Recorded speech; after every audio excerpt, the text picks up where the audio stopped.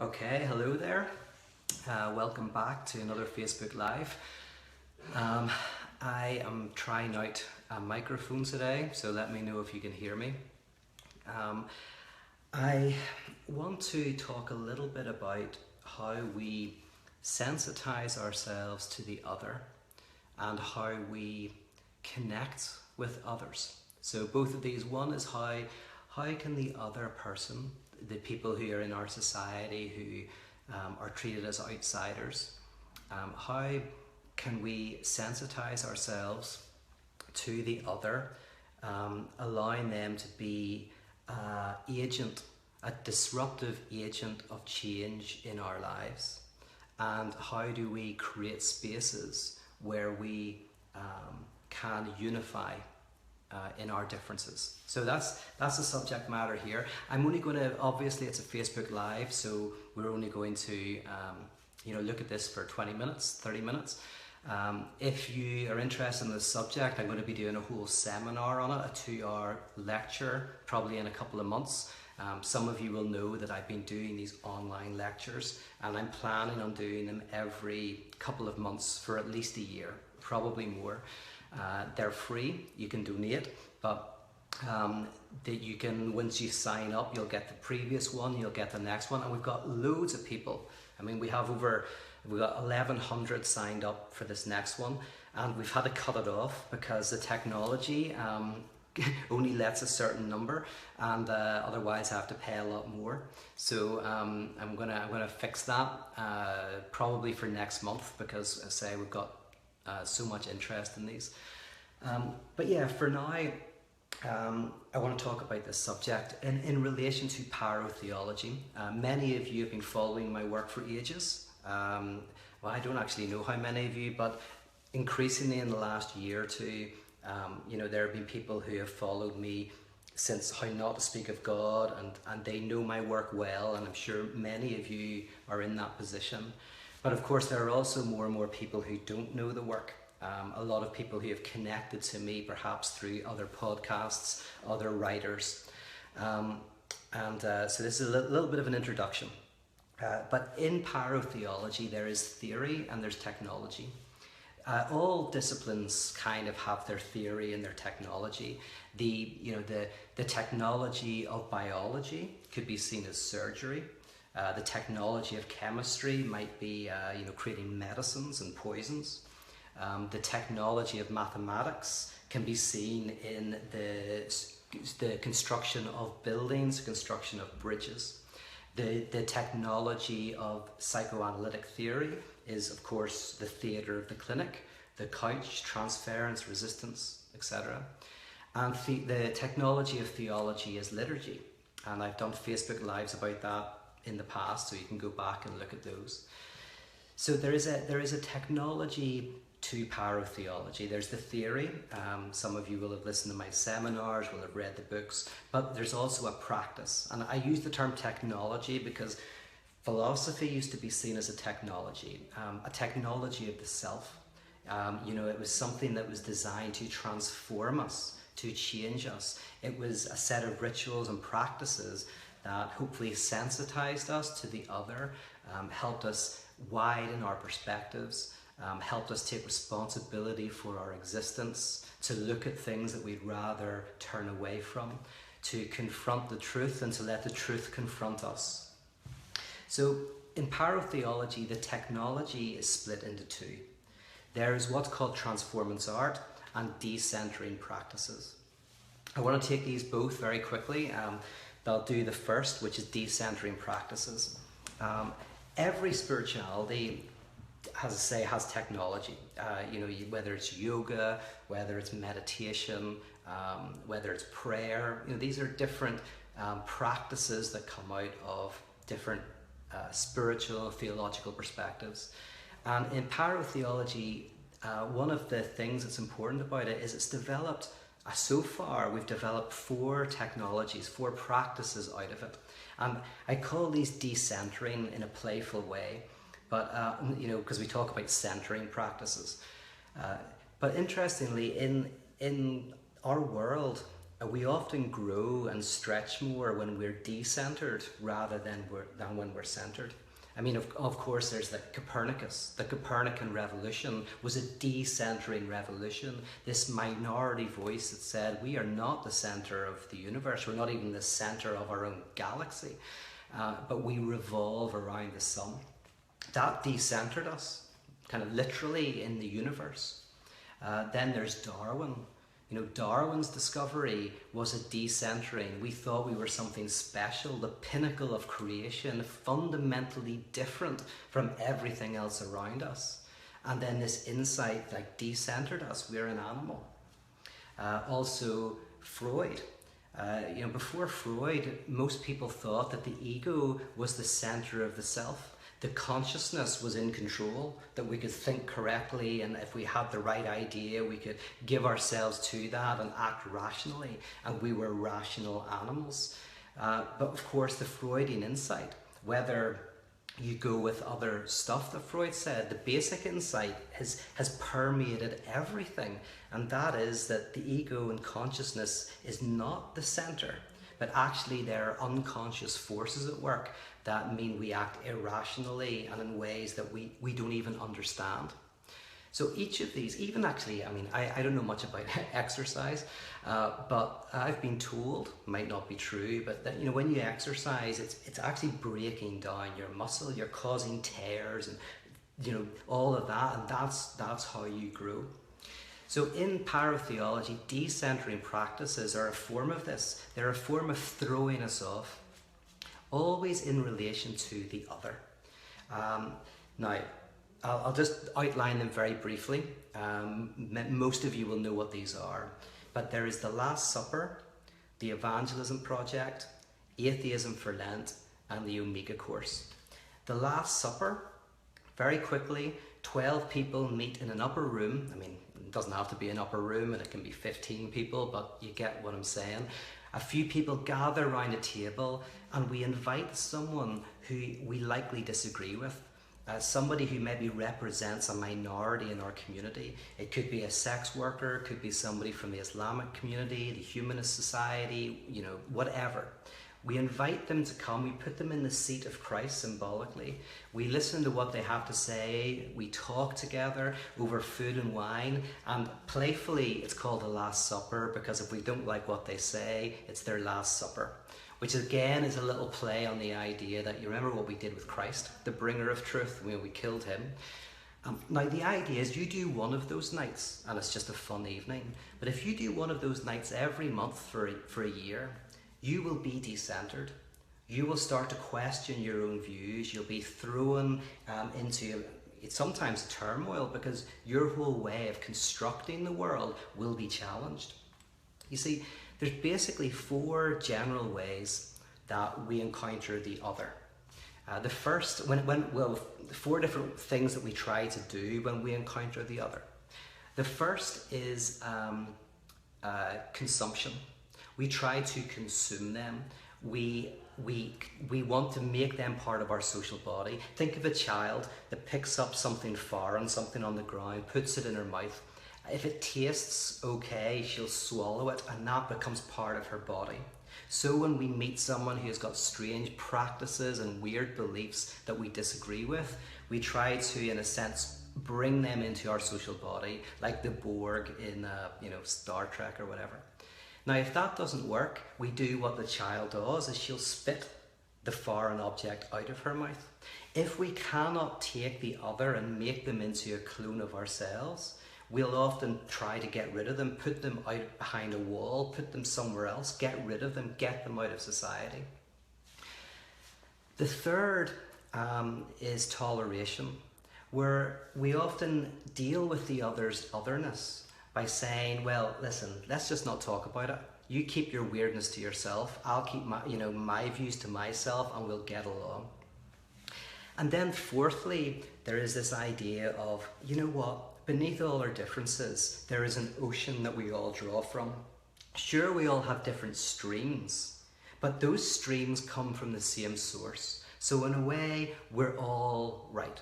We're all going the right direction. We're all worshipping the same thing. Now, I don't like any of those. Because in all of them, I'm right. In the first three, I'm right and you're wrong. In the fourth, hey, we're both right, everything's wonderful, right? All four of them take away the truly devastating element of the other. And that is not that they are other to us, but that they can expose our otherness to ourselves. In other words, when I start to see myself through the other's eyes, I realize that my beliefs and practices are weird. At first I think they're weird and I'm just right. You know, the way I see the world is just the correct way, and anything that deviates from that is basically a bit bizarre. But then I briefly glimpse myself through the other's eyes and I go, oh my goodness, I'm a weirdo, right? The way we raise kids, the way I think about politics, the way we think about the world is a bit bizarre. And we try to protect ourselves from that at all costs. So the Last Supper and all the decentering practices are based on this principle of the other decentering us, of us seeing ourselves through the other's eyes. So that brings me to the evangelism project. The evangelism project is where we go to be evangelized by other communities. Right? Now again, we're going to people who might be considered outsiders to us, whoever us is, whoever we are.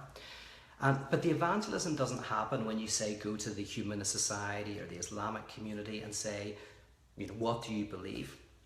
You know, you might be evangelized by that. But the evangelism project is about saying that the second part of the night is when we ask, what do we look like to you? You know, let me see myself through your eyes. What's it like encountering, say, the Christian community, if it's a Christian community? What's it like encountering the Christian community here in America, here in Los Angeles? You know what? And then you see yourself through the other's eyes and you're decentered. And hopefully you're challenged to be evangelized, to become a better person, to become more human, to fight for justice, to fight for the good, and to see how you or I are implicated in things that we didn't know we were implicated in.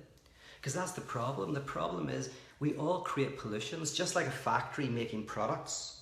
The factory doesn't necessarily mean to make some pollution, but this pollution comes out, it rains down somewhere else. When that community makes that pollution manifest, it brings it up to the surface and says to the factory owners, your product is creating a poison. Well, then the factory owners have a choice. Either they say, oh, I'm really sorry, we didn't mean to, we're going to make changes. Or they go, we don't care. Right? But either way, they're exposed for what they are. In the same way, we create pollutions that maybe we don't mean in our beliefs and our ideas. And when we're confronted with those pollutions, we'll either go, whoa, yeah, actually, I'm sorry. I'm really glad that you brought that up. That's painful, but I've got to do something about that. Or we go, I'm not going to listen. I don't care. So the Evangelism Project is about that. The third is Atheism for Lent. That's coming up, actually. You can sign up for that next month. That's where we listen to the outside voice to religion, where we spend 40 days over Lent reading the greatest critiques of religion, not to judge them, but to let them judge us. And by the way, I mean sacred and secular religion, because there's, I think, lots of secular religions. And so this pure atheism is like this purifying fire that we allow to decenter us. And I think it will decenter us whether we're theists, atheists, or agnostics. And then there is, oh, and if you want to know more about that, look up my lecture, When Atheism Isn't Atheist Enough. That actually atheism, I think, is important even for those of us who identify as atheist, as well as those of us who identify as theist. And then there is the Omega course. And the Omega course is a play on the Alpha course, if you know what that is. The Alpha course is like this weekly event you go to, and it's kind of like an introduction to Christianity. It's a kind of a way in. So the Omega course is playfully like 12 weeks an exit to Christianity, or at least an exit to religion. So it actually has the same themes of the Alpha course. Like it looks at what does the crucifixion mean, for example. But instead of saying there's one answer to that, we try to listen to the heterodox voices within our tradition, the other within Christianity. What are the other voices? And we try to listen to those various voices so that we're decentered in our own views, and hopefully see how theology is a much richer and deeper tradition than it sometimes seems and appears. So those are the decentering practices. And very briefly, the point of them is to see the other as a divine agent of chaos, able to decenter us in a way that will actually cause us to see difficult things, make difficult changes, and hopefully be a more sensitive and a more radical agent of change within society. That's that. Now, the only thing about that is that on its own can be problematic, because in that sense, there is no kind of in these decentering practices, there is no encountering the other and saying, there's something that we share. A lot of it is about saying, well, no, I'm not going to try to consume you. I'm not going to spit you out. I'm not going to tolerate you. I'm not going to say that beneath all of our differences, we're all the same. The no to all of my yeses in a productive way. But then this brings me to the other technology, which is called Transformance art. Transformance art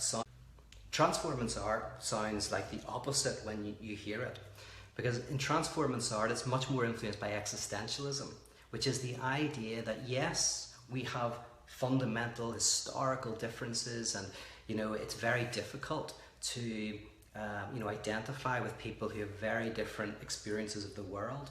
But then existentialism says, but there is something shared in existence.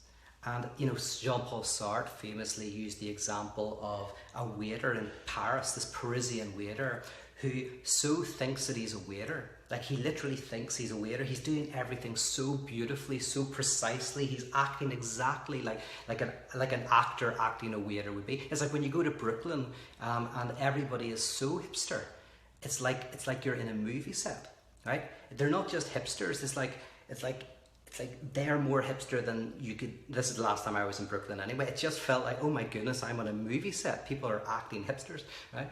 Because if you think you're a hipster, you are, in Sartre's words, acting in bad faith. Because as a human being, you can never be reduced to some objective identity, right? You're always what's existing, which means standing out. You're condemned to freedom, Sartre says. There is something about existence that means that although we have identities, we're never reducible to them. We're able to reimagine ourselves, change, etc., etc. And that we often try to flee from this. And, Sartre calls this bad faith. So this other dimension brings me to this idea in Transformance art of suspended space, where we performatively enact the eschaton, which means we pretend for an hour in the week. We go to this space and pretend that there is no Jew or Gentile, slave nor free, male nor female.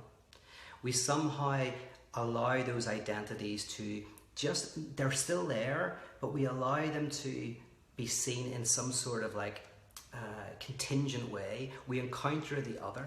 Now, I don't think that this has nothing to do with saying that we're all the same and all of that, but it's simply saying things like, to be human is to experience trauma.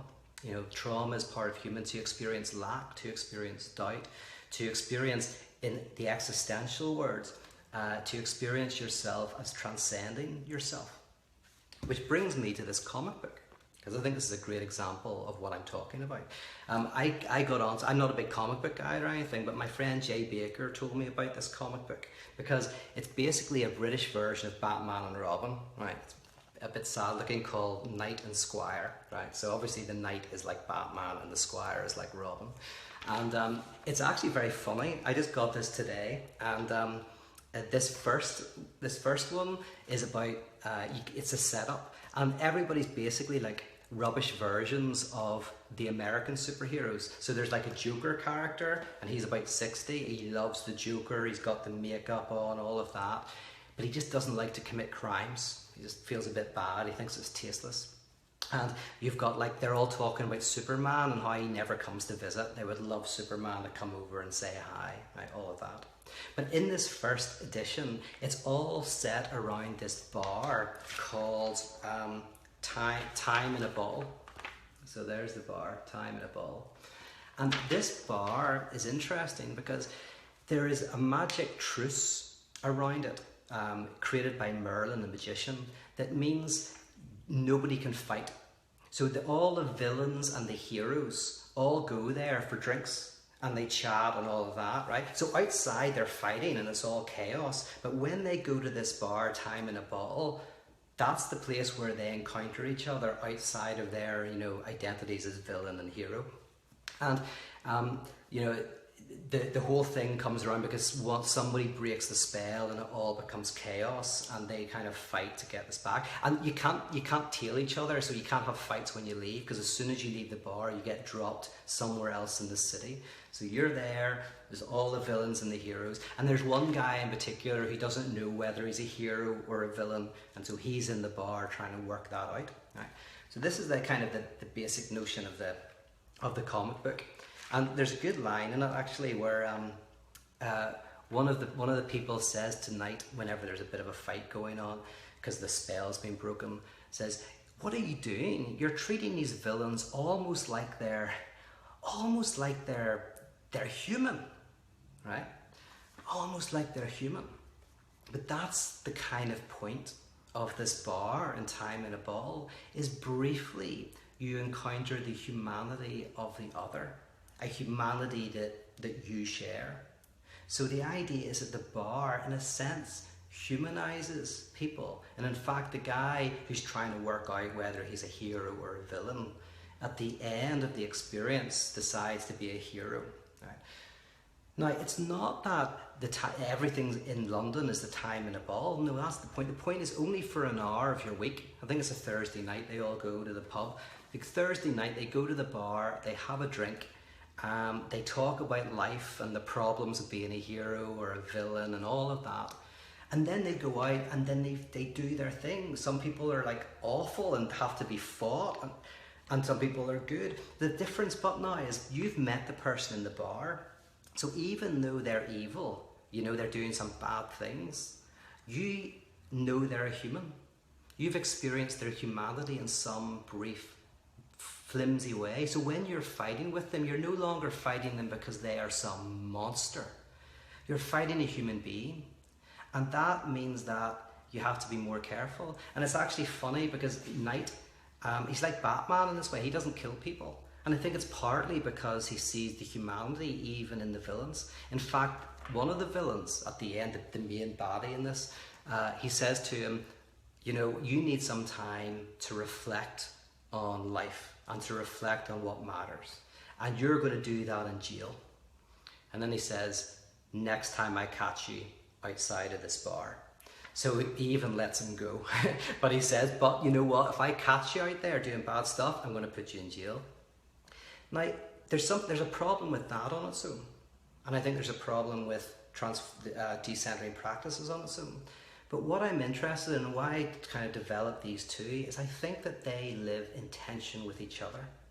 That we experience the other, we allow the other to decenter us, to challenge us, to be the instrument of transformation in our lives, the agent of change in our lives. The agent who brings us to conversion in our lives and challenges us to fight for justice in the world. But then there are these spaces where we encounter each other and we see the humanity of everybody, just briefly, just in these performative moments, these suspended spaces, so that when we go out to really fight for justice, to fight for the poor, the oppressed, to give a voice to the voiceless, to lend, to try to help lift up those who have been bowed down, or to see how we've been implicit in silencing others, all of that stuff. In doing that, we also have a space where we encounter the other. And that's what I think, at its best, a liturgical space can do, can bring Republicans and Democrats, say, together. And for 1 hour you sit together, you sensitize each other to the face of the other, Manuel Levinas says the face of the other says, do not murder me. So you look at the face of the other and it screams out, do not murder me, do not kill me, do not use me and abuse me and leave me by the side of the road. You experience the humanity of the other. And then when you leave, yes, we fight. Yes, we fight hard for what we believe is good and just and true. And we do what we need to do. But there's something about the humanity of the other we fight with that remains with us because of the suspended space that we can never quite do away with. We hear the cry of the other as we enter into a conflictual relation with the other. Okay, so there's just a few thoughts I wanted to do on the technology of pyrotheology, and I say the decentering practices and transformance art. Let's see if you've got any questions, and then I'll let you go. Let's see.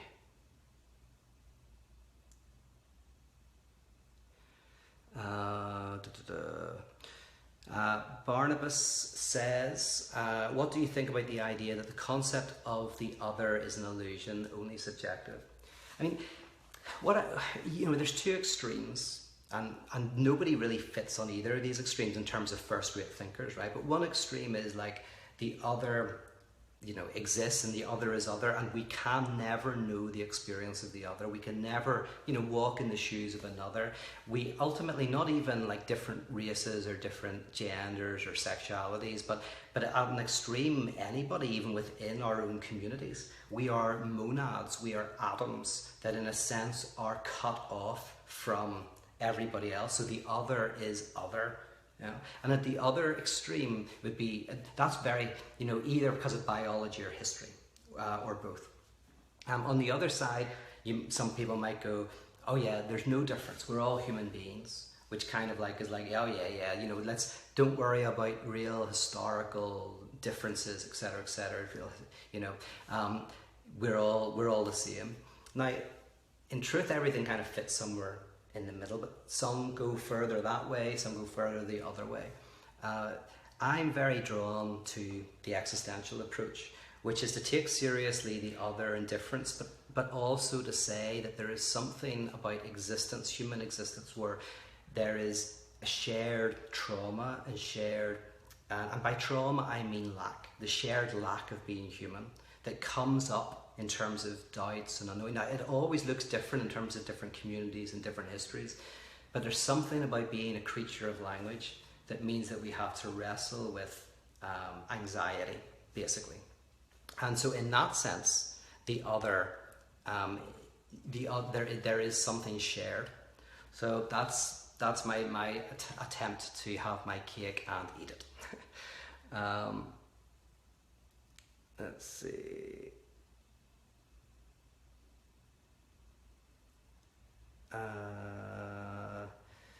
People are making good comments and stuff like that, but not many questions that I can see. Sometimes, by the way, I miss the questions, and then I go back later and I see all these good questions, but I think that's probably because they've been put in after I've left, maybe.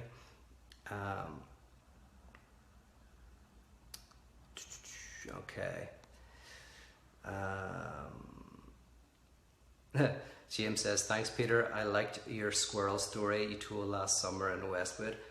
But I couldn't even, I forgot all about that story. Is that the one, it's an old one, where the Sunday school teacher says, what eats nuts, climbs trees and has brown fur? And one of the kids puts their hand up and says, Mister, I know the answer's Jesus, but it sure sounds like a squirrel. Yeah. I forgot all about that one. Yeah, that's a good one. I'm doing Pints and Parables in LA in a couple of days. I think I'll use that one.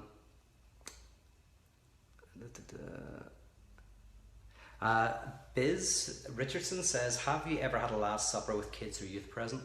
I haven't, but that's just contingent. That's just because, my age and, all of that. I think it would be amazing to do this and to do that. If you're a youth worker, you work with young people, I think that would be fascinating. Because the truth is, I would say that young people, it's not, people think, oh, young people are about questioning and all of that. And they can be, but also being young, it's about questioning and differentiating from your parents. But often that means a very strong solvent, adhesive to groups. And so sometimes, although you're questioning one set of allegiances, what you're doing is you're literally going to another, which I guess means it's a really good opportunity to try to break that cycle. So instead of, you're loyal to your family and then you're loyal to your friend group, is a moment where you kind of begin to break open that very idea of I identify myself in a community and I am wholly part of that community. I say what Sartre or Kierkegaard might call bad faith.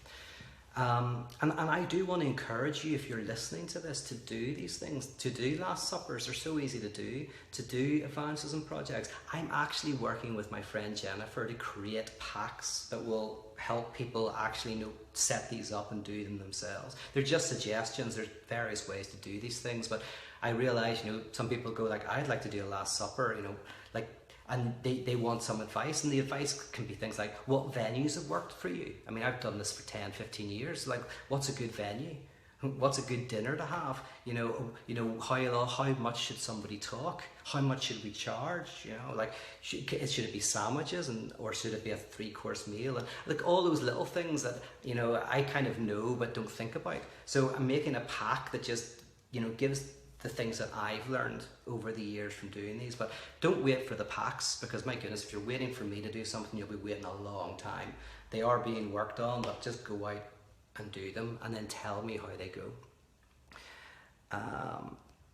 Last Supper was, Roger's talking about the Last Supper there. The Last Supper was the first one I ever did. That ran 5-6 years before I set up Icon.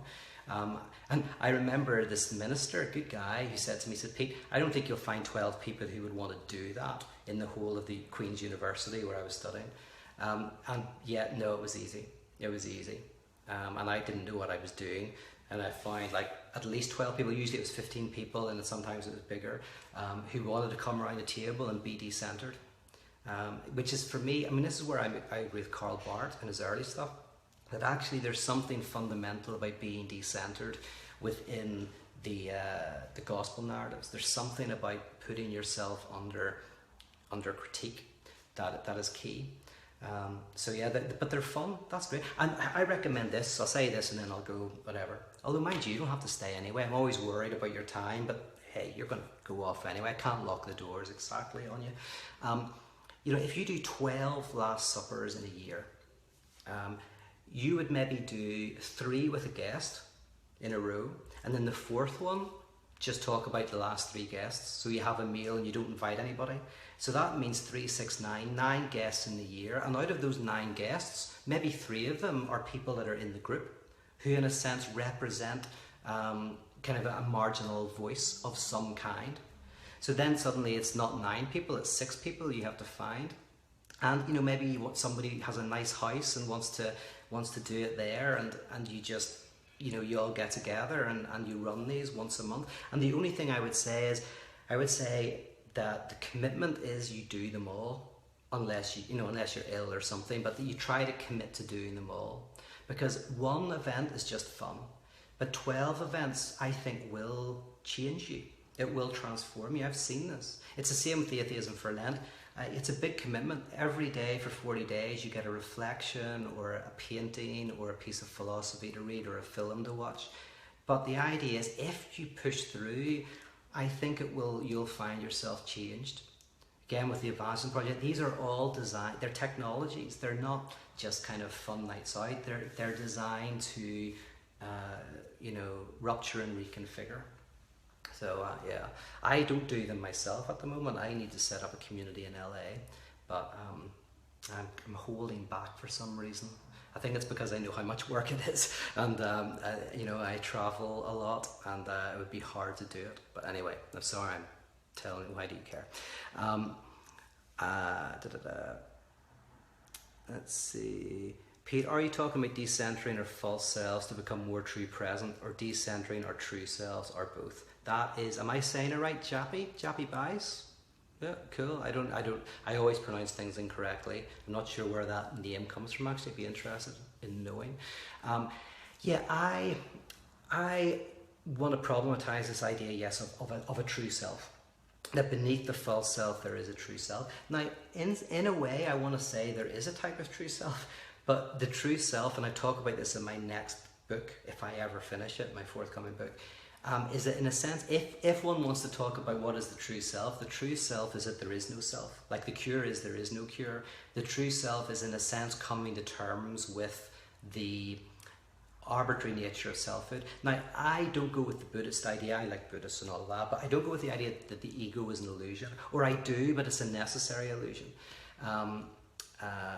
In the sense of like there is a sense of self, a sense of me, a sense of I, but anxiety is the name that is given to the sense that we are not at one with ourselves, that there is something about being human that where we're always our centrifuge is always being thrown off balance.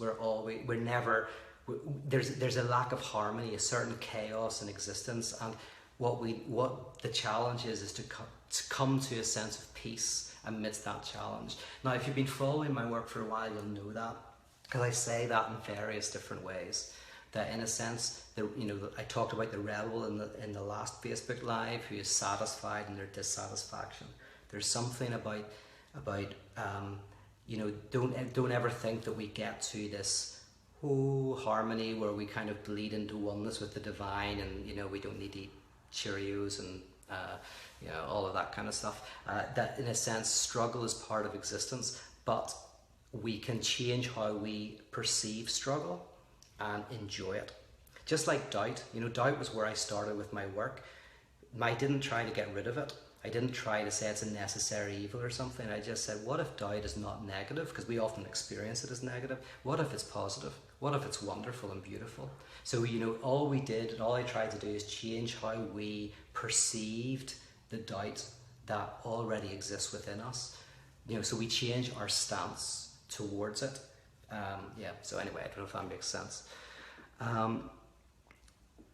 Oh yeah, Jappy is from South Africa. Very cool. My friend Phil Harrison wrote a movie. There's half in South Africa, half in Belfast, because he spent a lot of his life in South Africa. It's called The Good Man. It's very good if you can watch it. I enjoyed it.